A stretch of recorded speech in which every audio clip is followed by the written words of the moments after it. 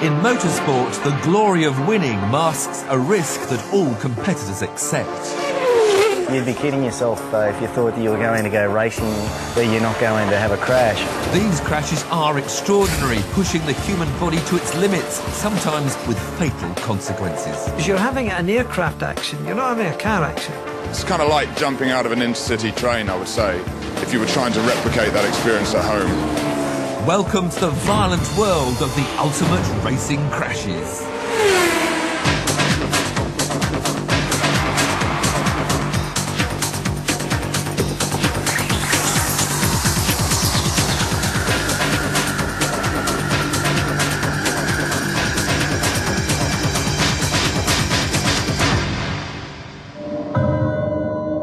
In a roadside accident, a driver will experience a force of 30 G on their body.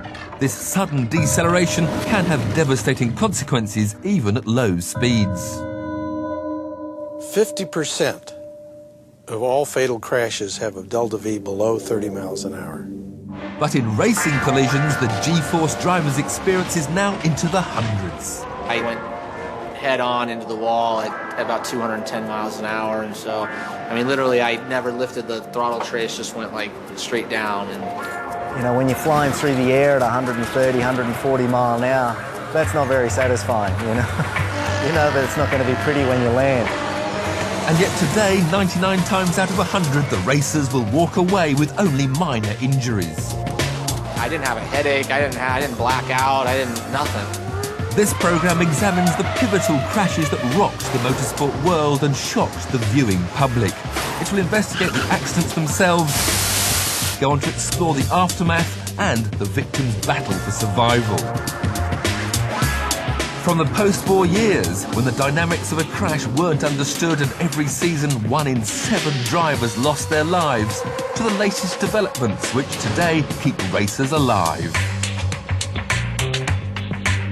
But of all the disasters, one had the most profound effect.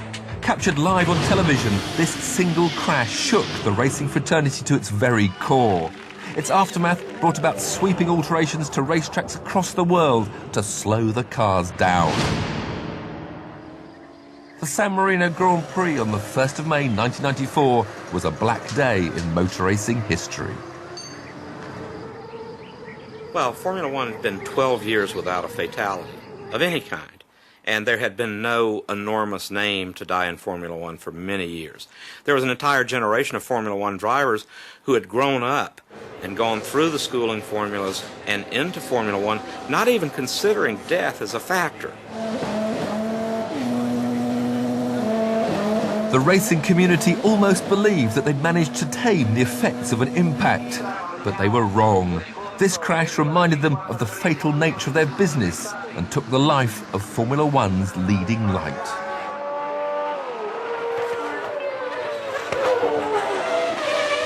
Ayrton Senna was one guy who could not die in a race car. He was just too good. He was the Mozart of Formula One drivers. He was meticulous. He was brilliant. He couldn't die. Senna had reached the point where he was unquestionably the man. He was the benchmark. He'd won the championship 3 times. At that time, Imola in northern Italy was one of the fastest tracks in Formula One, and thus one of the most exciting to race on. But that weekend started badly when Senna's fellow Brazilian Rubens Barrichello crashed during Friday's qualifying session. Senna was deeply upset by that accident, went to visit Barrichello, was relieved he was okay. But there's no question that Friday evening, everybody had been given a little bit of a jolt here. Saturday, of course, we had the death of Roland Ratzenberger. The fact that Ratzenberger's crash was the result of a car failure was of little consequence. A visibly upset Senna even confessed to his girlfriend that he didn't want to race the next day. He died 24 hours later from a crash at Imola's notorious flat-out corner, Tamburello Bend. Tamburello was this sweeping left-hander, which was technically not a particularly difficult corner. problem was that it had this wall on the outside. But that's why it was so exciting. You had disaster right there. You literally were looking disaster in the face in that concrete wall.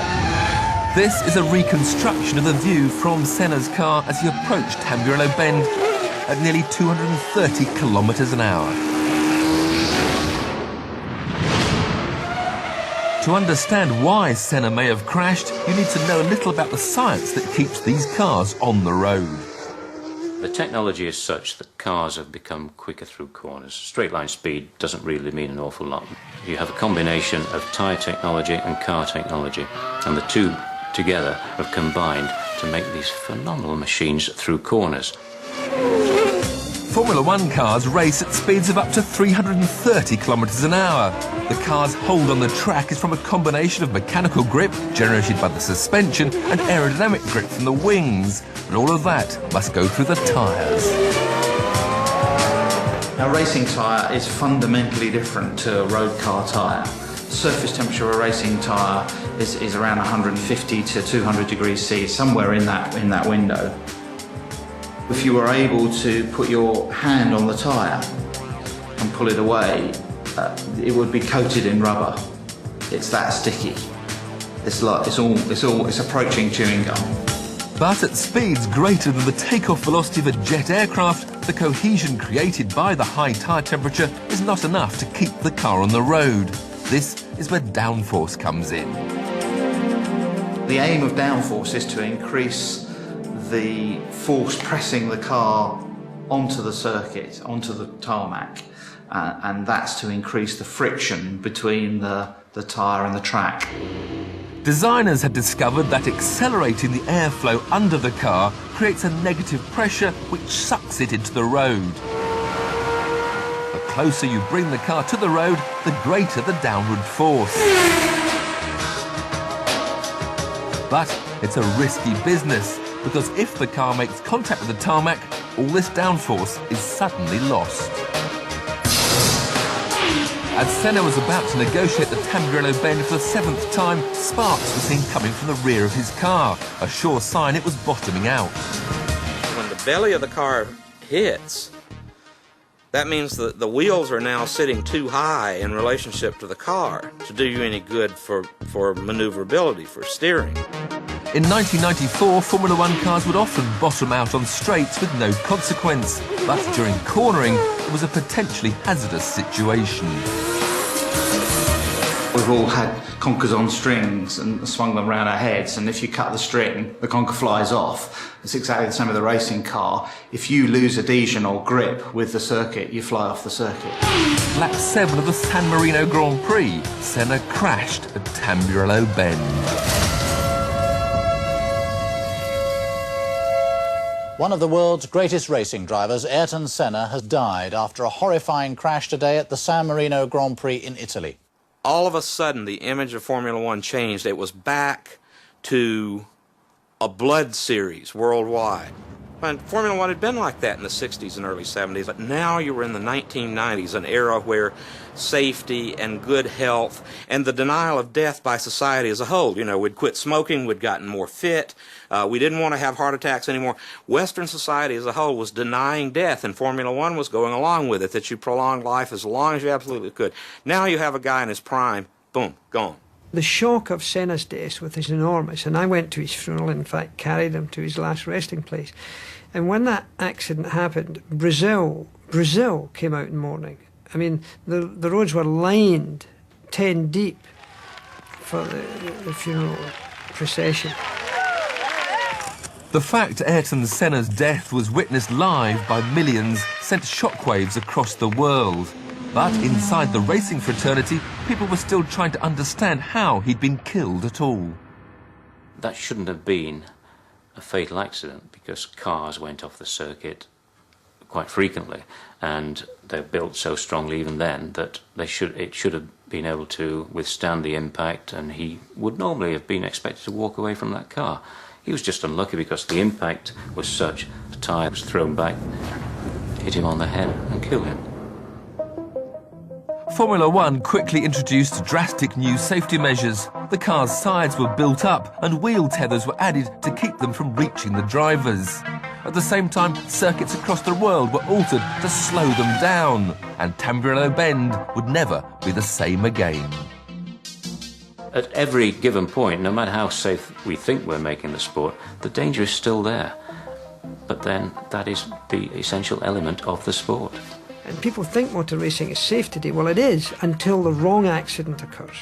There's something very gladiatorial about the sport. These guys put themselves on the line every time they get into that car. No matter what, there will always be crashes, but today's drivers face a different world to those who raced in the terrifying early years. When motor racing resumed after the Second World War, Europe was shattered, but although the risks in such a devastated environment were extreme, the passion to race was all the more great because it represented freedom. The really great thing about immediate post-war racing was the sense of relief, I think, and that was best expressed to me by George Abacassis, the great British privateer of the time who founded the HWM team. And I said to him once, George, you know, in the late 40s when you resumed racing on the continent, wasn't it dangerous? And he took his cigarette and its holder out of his mouth, gorgeous George, and said, good Lord, Doug, no, it wasn't dangerous at all, he said. You've got to remember, for the first time in 6 years, we weren't being shot at. I remember going to my father and saying I want to be a racing driver. He nearly went ballistic. But to cut a long story short, he said, well, if you're going to race, you're going to wear a crash hat. And I can remember turning to my father and saying, Dad, that's a bit sissy. You know, the fast drivers, people like Chiron and Sommer, and they weren't wearing crash hats, they wore these cloth helmets. We didn't wear seatbelts because when you have a shunt, of course, the likelihood of fire was immense. So really, if you were lucky enough, you'd be thrown out and hope you landed on something not too hard. But this daring mystique came to a sobering end in a horrifying accident with disastrous consequences in 1955 at Le Mans. In 1955, I was driving for Mercedes-Benz and I was teamed with Fangio. And Pierre Levesque, of course, was in one of the Mercedes as an invitation drive because he'd done so well the year before. Pierre Levesque, driving a Mercedes, crashed up and over the tail of an Austin Healey driven by Lance Macklin. And the Mercedes impacted on top of the bank in front of a spectator enclosure and broke up. And the front suspension and engine of the Mercedes was thrown through the crowd like a torpedo. And the Mercedes hurled itself like a thunderbolt into an enclosure packed with spectators.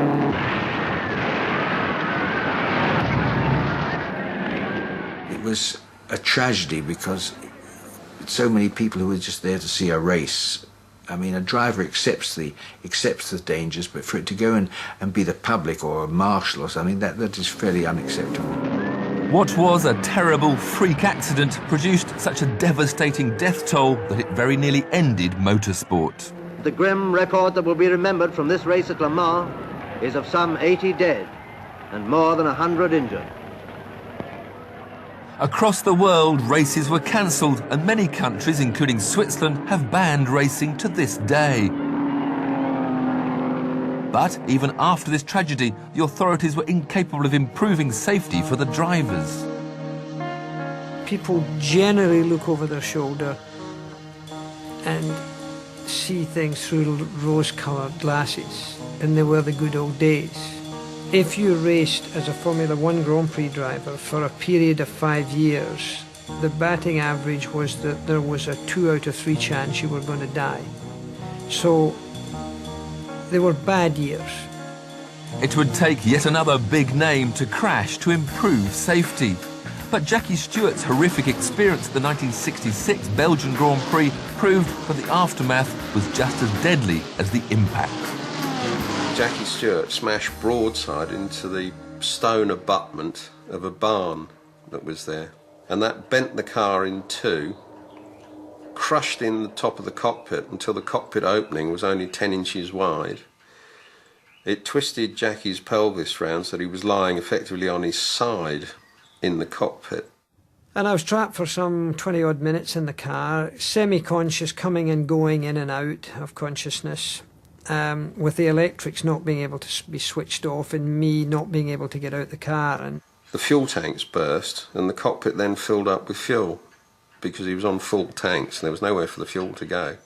And it began to top up the cockpit. So he was laying strapped and trapped in a bath of petrol. I was taken eventually, when they found an ambulance, to what they called a medical centre, which was just concrete floor. And looking around, he told me that the first thing that struck him was that there were all these stubbed out cigarette butts on the floor around him. This was an eerily sobering experience for Stuart, in which he realised that it was imprudence, not bravery, that sent drivers to their deaths. Everybody knew the sport was dangerous. It wasn't as if suddenly we found that tiddlywinks was dangerous if you broke your nail and you get some terrible infection underneath your nail. I mean, this was something that we knew we were losing lives on, and we knew that cars crashed, and we knew that we were sometimes catching fire. We knew all of those things, but there were no adequate protection or amenities to either suffocate fires quickly enough or get drivers out of cars or get them to hospitals properly. As a result of Stuart's tireless campaigning, by the late 70s, rapid medical response was compulsory in racing. However, the drivers were still vulnerable, and 1 in 7 was dying on the racetrack each year. In order to prevent more fatalities, the crash needed scientific management. But it would take until the 80s for a major step forward to be passed down from a device that had been used to understand passenger car injury for over a decade. When we run a car into the barrier at the proving grounds for the development of a passenger car for safety, we put accelerometers on the chassis, and that gives us the basic, what we call crash pulse or crash signature of the structure of the car. The accelerometer acts like a black box in an aeroplane, analysing what happens to the car's chassis as it crashes. By placing this accelerometer into the race cars, the engineers could record the real crash in microscopic increments of time. This would tell the engineers precisely when and how the crash happened and what forces injured the driver. For the first time, the racetrack had become an extension of the safety laboratory, and the drivers, their test pilots. The results we had were really quite surprising, because almost 90% of the injuries, 89%, were to the foot and ankles, or distal orthopedic injuries. And this, we felt, was an area that we could make a real difference. We estimated the driver's feet met the wall at 45 miles an hour. That would be like jumping off maybe a 7-story building and landing on your feet. Their ankles were shattered. The problem was the driver was situated in the car in such a way that his legs actually extended beyond the imaginary axis of the front wheels. So the first thing that ran into something to absorb energy after the nose of the car was gone were the driver's feet. As a result of this analysis, the designers reinforced the car's nose cones to withstand an incredible 40 tons impact force, and crippling injuries to the feet and ankles practically disappeared overnight. But unfortunately, in crash safety, the solution of one problem just creates another for the engineers, and this new strong nose cone would become a devastating weapon in a car-to-car impact. If you sort of throw a dart through a piece of paper, the energy just stays in the dart, and the dart keeps on going at the same speed. So you're not actually managing the energy, you're just one structure's moving through another structure. 2001 was a difficult year for Alex Zanardi. He'd returned to the US kart series after a disappointing spell in Formula One. But at the Lausitzring 500 race in Germany, Alex was back on form and giving it his all. We were near the end of the race, about 13 laps or so to the end of the race, and Zanardi was leading, and he had a pit for fuel. I was watching in the medical center, the TV monitor there, and saw Alex leave the pits and get onto the pit access road, and he, in his hard-charging style that he always has, he was really going too fast. He lost control on the pit access road, went backwards across the racetrack, and much to my horror, was hit broadside by Alex Tagliani's car. This is a reconstruction of what viewers witnessed on their TV screens. The collision was unavoidable. When cars drive at speeds of 230 kilometres an hour, they travel a whole car length in just 10,000th of a second, and in one complete second, the length of a football pitch. Driving at such speed, Tagliani would have seen Zanardi stationed in the road just over a second before impact. I thought, personally, after seeing so many crashes, that we were going to be dealing with a double fatality. And of course, my heart sank. I was petrified, as a matter of fact. When we pulled up to the scene, I got out of the truck and started running up the track to the car. And as I got close, I started slipping, and it was a banked track. Slipped and fell on my knees and kind of slid up to the car. And that was when I saw he didn't have any legs. Terry called me on our private radio channel, and he said, this is bad. He said, it's really bad. He said, both legs are gone. And I said, what do you mean gone? He said, they're gone. And I said, is there anything that we can salvage, anything we can save? He said, no, they're destroyed. And he said he's dying. I've done a lot of road trauma in the past, and that kind of injury in a public setting is almost a certain fatality. In the thighs, the veins are huge. Just take 5 liters and put it in a bucket, and then put a hole about the size of a quarter in it in 2 places, and see how long it takes to drain. And that's basically what we were dealing with. Alex was white as a ghost, looked like a ghost. He was unconscious. His eyes had rolled back in his head. He had no response at all. Zanardi was losing blood rapidly. Dr. Olvey fed 3 IVs into his body to manage this blood loss. This kept him alive, but the diluted blood lacked the vital oxygen needed to feed his brain. I told him to get him in the helicopter and head for Berlin. I went back inside with Terry to look at Tagliani, because he had been in the same crash, and we were sure that he probably had some injuries. So we examined him quickly, determined there was nothing life-threatening with Tag, brought him out on a stretcher to go in a second helicopter, realized that the first helicopter with Alex was still there. And I panicked. I didn't panic. I'm very angry. And I went over to the helicopter and I said, you know, the only German words I knew, I grabbed the pilot, I pulled him down out of the helicopter, and I pointed to the sky. I said, Schnell, Schnell. By the time Zanardi reached hospital, he had lost over 72% of his blood volume and had, at the most, 4 minutes left to live. Once stabilised, the doctors now turned their attention to the brain damage this massive blood loss may have caused, and placed Zanardi into an induced coma. The induced coma is a method of brain protection. If you can keep the brain quiet in the initial stages of a concussion, whether it's a moderate or severe concussion or a really bad head injury, it's beneficial and allows the brain cells to kind of regroup and begin the healing process. After 3 days, Zanardi was reanimated.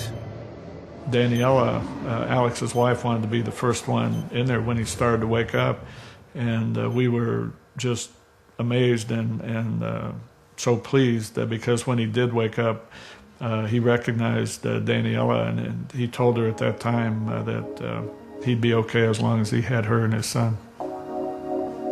Nowadays, it's hoped that improvements in design have almost eradicated the T-bone danger. When you have this T-bone accident, the survival cell is now so strong that it will resist penetration from the bullet car. And what that means is it will tolerate loads in excess of sort of 20 tons. And it will remain absolutely intact, and all the energy is dissipated into the car that impacted. The nose cones fitted to current Formula 1 cars are a very, very efficient energy absorber, which means if a Formula 1 car hits a brick wall at, say, 40 miles an hour, the nose cone will absorb all of that energy with no damage to the wall and no damage to the rest of the vehicle. Alex was back being competitive, old Alex, in I think 6 months after his injury, he was in a hand-controlled go-kart. In a world where crashing is an inevitable part of racing, the determination amongst injured drivers to return to the racetrack is immense. But few have shown such incredible willpower as Grand Prix motorbike rider Mick Doohan.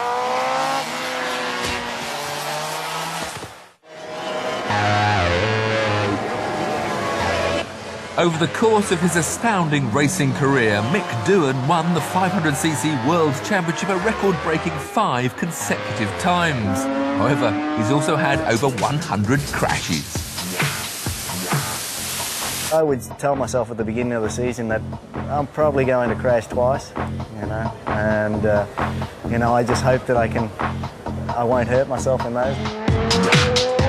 A World Championship bike weighs 145 kilos and has 240 horsepower. From standing still, it can travel to 160 kilometres an hour and back to naught in just 16 seconds.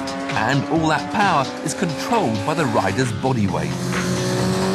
At close to 200 mile an hour or 320 kilometres, which we're exceeding these days, the thing only wants to go straight. So unless you put a lot of physical energy into it, it's not going to go anywhere but straight. In every lap, the riders spend just 11 seconds seated. The rest of the time, they're cornering.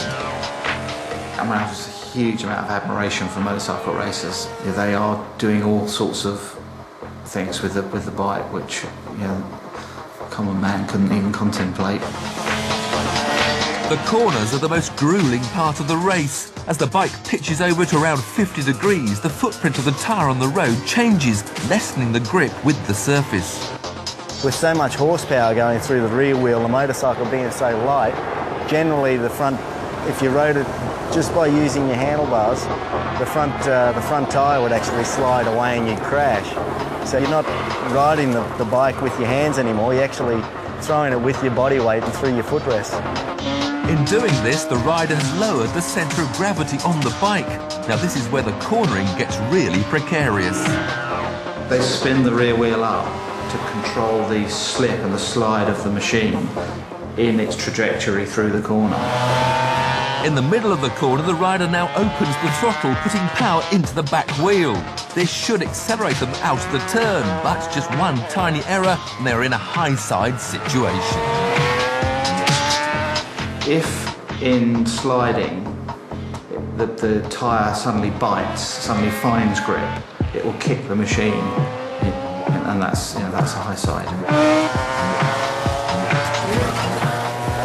Whilst high sides are not the most common form of crash, they are the most deadly. I have seen crashes where realistically at 30 mile an hour on a high side on acceleration coming out of a corner might leap someone 30 feet in distance and 10 feet in the air, and coming down is a very horrendous situation. It's definitely not like riding down to the local grocery store to get a bottle of milk to take home to have some coffee with. In 1992, Mick Doohan was on course to win his first ever World Championship title. In fact, journalists were already speculating that, with 6 races left, Doohan just needed to win 2 of them to take the title. But then, a high side at Assen in Holland changed everything. Long story short, I crashed, the bike landed on top of me. I'm sliding down the road at about 110 mile an hour with the bike on top of me. I tried to spin myself out from underneath it because it's starting to get a little bit warm, not the bike on top of me, but the friction running down the road. I tried to spin myself out from underneath it. Everything spun except for my leg, of course, and I broke my leg. Doohan had sustained fractures at the base of his right tibia and fibula. It wasn't what, in medical terms, I'd consider a big injury. It was just a broken leg. Mick was ferried to the Paddock's mobile clinic, where he was examined by the championship medic, Dr. Costa. After the fall, I put Mick's leg in a cast, and it was healing very well, and would have healed completely without an operation. So I proposed that, instead of surgery, Mick rest and return to the World Championship for the second last race, hoping that his leg would be strong enough to win. Dr. Costa's advice meant 8 weeks away from the championship, but Mick knew that with surgery he would be back on the track twice as fast. He was taken off to hospital that afternoon, and I think by the next day people were talking about him coming back in a month or, you know, and he had such a big points lead that he'd be able to come back, and even if he wasn't fully fit when he came back, he'd be able to get up to speed, and nobody had any doubt that he'd come back and win the title. But what was a routine operation brought terrible complications. Mick's leg muscles swelled up and cut off the blood flow. He was rushed back into surgery at once. The legs was dying, basically. I mean, it was actually dying. I mean, Mick said it smelt like a bad butcher's shop. I'm sitting in a foreign hospital. I don't understand the language. I'm not getting much communication from the staff, let alone the doctors. He was in constant contact with Dr. Costa, who by then was back in Italy. And when the doctors in Holland said, well, if we don't sort this out within the next 24 hours, we're going to have to amputate it, Mick obviously got pretty concerned then. Delle complicazioni importanti per cui there were some serious complications. I got hold of an airplane and flew to Holland. I practically kidnapped Mick from the hospital and I brought him to Italy. Strange as it may seem, the riders, they're all so keen to get back. You know, they're all desperately keen. All they want to do is get back. That they're quite happy to kind of undergo fairly extreme treatments to get them back on the track. But I think what Mick went through was probably more extreme than what anybody's done. I just put a total 100% trust into Dr. Costa, really, and I knew that I wanted to get back. There was only one way we were going to achieve that. In an intensive operation not for the feeble-minded, Mick's legs were sewn together. è meno incredibile di quella che si può pensare. It's not as incredible as one would think. I just took all the gangrene parts of the dying leg and attached them to large portions of tissue from the living leg. With the dying leg in contact with the living leg, the goodness could be shared. Made life fairly interesting for 16 days, as you could imagine, and but you know, it was something we had to do, and you know, would I do it again? I don't know, but I did it then. After that long operation, I consoled Mick. He didn't ask me how the operation went. He didn't ask me what had happened. He only said, I want to race and conquer the World Championship. When he came back to racing at Brazil with 2 or 3 races left, he still couldn't walk. He was on crutches. And I mean, he was green, you know, his face was green. He was that kind of poorly. Mick was back on the track within 6 weeks. It was an incredible sign of his determination, but this level of commitment would come at a price.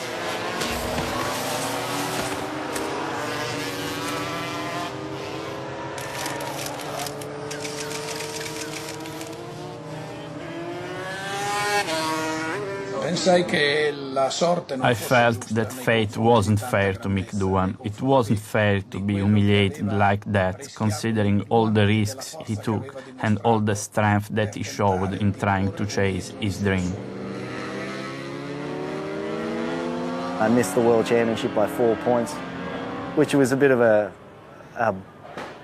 you know, looking back on it, I was very disappointed, but also looking back on it, it was also probably a godsend as well, because had I won the championship, I probably would have stopped. Instead, Mick was determined to recover and held his sights on the World Championship. In what would become a phenomenal comeback, Mick had to reinvent the way he rode a motorcycle. I'd lost the use of my foot, but I needed a rear brake, so I started riding and taking my thumb off to see actually how much I'm using the thing. I wasn't using it that much, so for the next race we'd modified it and we put a thumb-activated lever. And the rest is history, basically. Boring short story.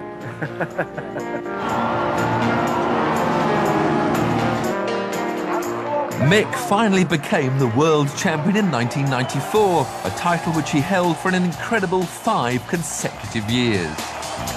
For me, second, you've lost, you know, so second really didn't mean anything to me. So winning was what it was all about, and getting the most out of myself and out of the motorcycle. But like so many riders before him, Mick was finally forced to retire after another devastating crash. You don't see people walk away from this sport healthy generally. I know two. Okay? Two in the last 20 years who've walked away with virtually no serious injury. All riders and drivers understand that the price of victory is based on the risks they're willing to take. There's only two types of oval drivers, those that have hit the wall and those who are about to. But for some, it's their death that becomes their legacy. Oh no! Something went terribly wrong! In motorsport, freak injuries will always occur. Today, scientists are working on those which are preventable. To this day, head injuries are the #1 cause of fatality in all series of motorsports. So the head is kind of loose compared to the torso that's restrained in the car. The head and neck are allowed to kind of freely move around in the event of a crash. Working to prevent disabling injuries, the engineers had found ways of better restraining the driver during impact. But this had created another problem. When you restrain the torso heavily and the head whips, there are very high centrifugal forces developed that pull on the head and will either break your neck or break the base of the skull. The reason for these high neck loads was eerily simple, and it was down to the duration the crash pulse lasts. Today, what we're trying to understand with race car crash data is to try to simulate on our sled the actual crash that the actual race car had, because we can reproduce the acceleration now on the sled and we can find out what happened to that driver. This 50-kilometre-an-hour velocity change sled test is comparable to a 200-kilometre-an-hour impact.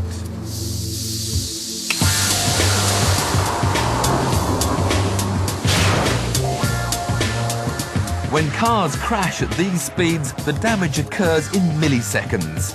And on our camera, these fatal forces are over in just 2 frames. Contact at 260. Okay.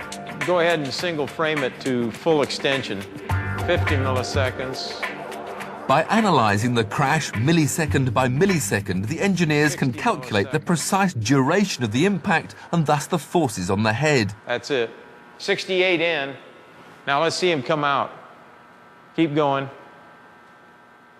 The shorter the duration, the greater the risk to the driver. 135, he hits the bar on the far side. So that would be a full rebound sequence, about 135 milliseconds. With the crash duration faster than the blink of an eye, the acceleration of the head is so great that, for the crash pulse period, the pressure on the head is greater than the weight of this car. Enough to cause the fatal injury known as a basilar skull fracture. What happens in a race crash is the torso swings forward, and then the shoulders are restrained, and then the head continues to swing forward, and there's enough load between the head and neck, it actually breaks the base of the skull apart. The basilar skull fracture is not a new type of injury. It's been around for centuries in the form of judicial hanging. But in race cars, it was a string of deaths in the NASCAR stock car series that was to thrust it into the spotlight. In the summer of 2000, there were 3 drivers that were killed. Adam Petty, from the famous Richard Kyle Petty line, he had a right frontal crash, basilar skull fracture. Tony Roper, Kenny Irwin, similar crashes, both died of basilar skull fractures. So that in the summer of 2000, it became clear that there was a problem in stock car racing with basilar skull fracture causing death. And then suddenly it sort of dawned on everybody, oh, that's what's happening. Everybody sort of began to realize that, and then they looked back and said, oh, this has been going on forever. It's a basic cause of death among race drivers. In what became a controversial crusade to get stock car drivers to wear head restraints, the engineers concluded that the 3 NASCAR fatalities would have been prevented had the drivers worn a recently invented restraint system known as the Hans device. The basic idea of the Hans device is to restrain the head so it directly resists the tendency for it to swing forward, and that needs to be done by having loads that go rearward through the middle of the head and then those loads are transmitted down through the collar, and the whole thing is restrained with the body by the shoulder harness. So when the torso is restrained, the Hans device restrains the head right along with it.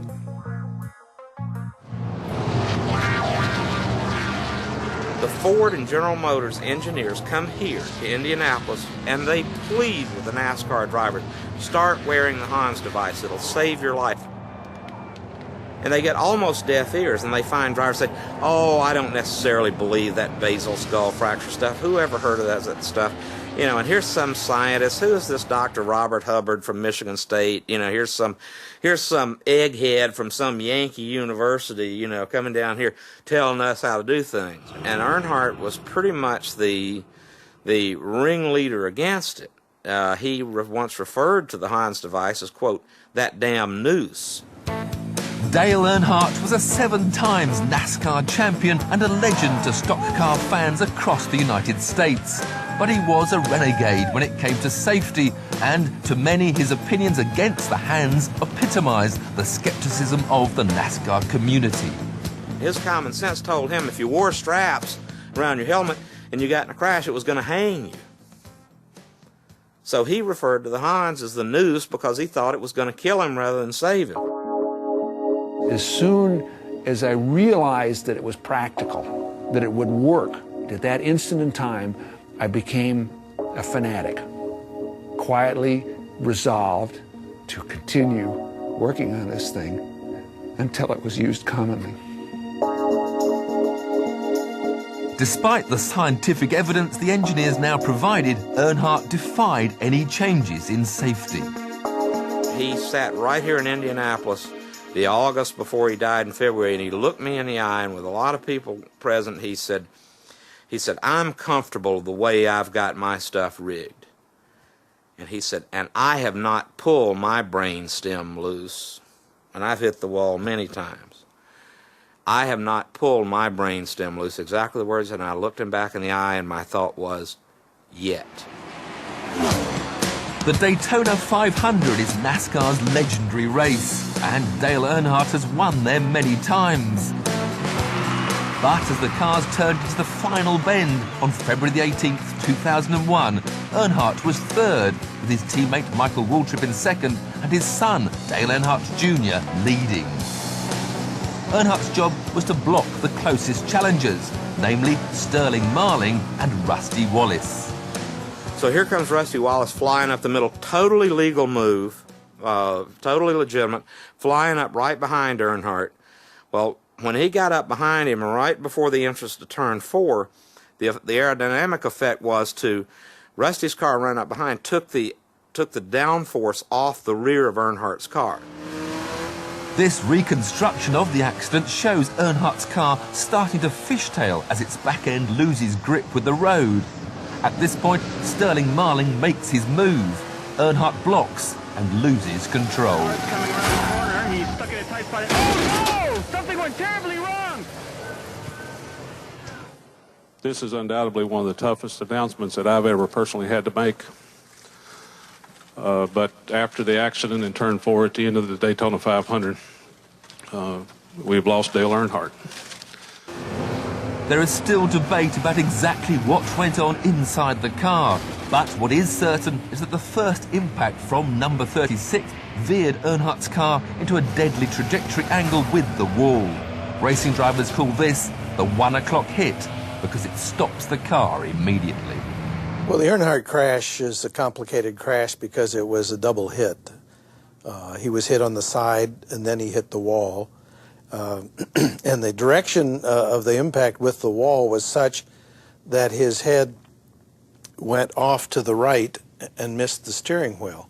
Because Dale's body wasn't well restrained in the car, it developed a larger velocity difference between his torso and the chassis, so that when the restraint system finally did hold his body, then it was more violent, and of course his head was unrestrained, and it caused a more violent swinging forward, and he had a basilar skull fracture from this restrained torso, unrestrained head.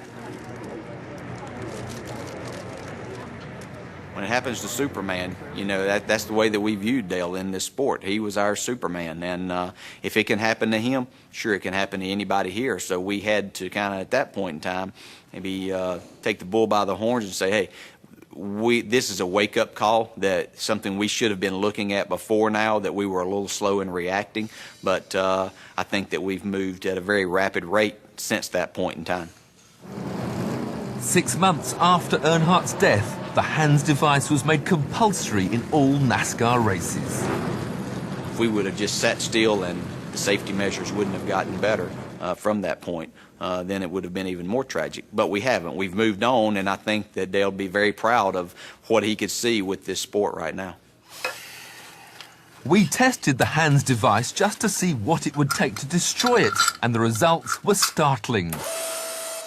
After holding the equivalent of an incredible 160 G for over 500 times the crash pulse period, the device finally gave up. Conceptually, there is no limit to the acceleration levels that the HANS device will help restrain the guy's head in a crash. The HANS performance in real race car accidents is startling as well. They went head on into the wall at about 210 miles an hour, and so, I mean, literally, I never lifted the throttle trace, just went like straight down. And at a record impact force of 139 G, Richie Hearn's crash is the accelerometer's highest ever recorded impact. The tub crushed, he broke his foot. No head or neck injuries. I didn't have a headache, I didn't black out, nothing. I mean, I didn't have a mark on me except for my foot. Rich's survival is true testament to the safety devices now implemented in all race cars, and a triumph for the scientists and medics who have dedicatedly worked to protect drivers over the last 3 decades. Once you start collecting crash data in racing like this, you have to keep doing it. It's not the kind of thing that, well, we've learned everything we can learn about it, we can stop doing it.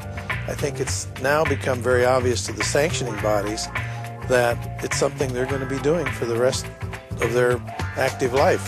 When you have a Jimmy Clark or an Ayrton Senna or Dale Earnhardt die, and it really gets through that emotional barrier, I guess, we are all carrying around with us, and we think, God, you know, why didn't I see that before? We know we need to do something, and something happens, and then we go on to the next plateau.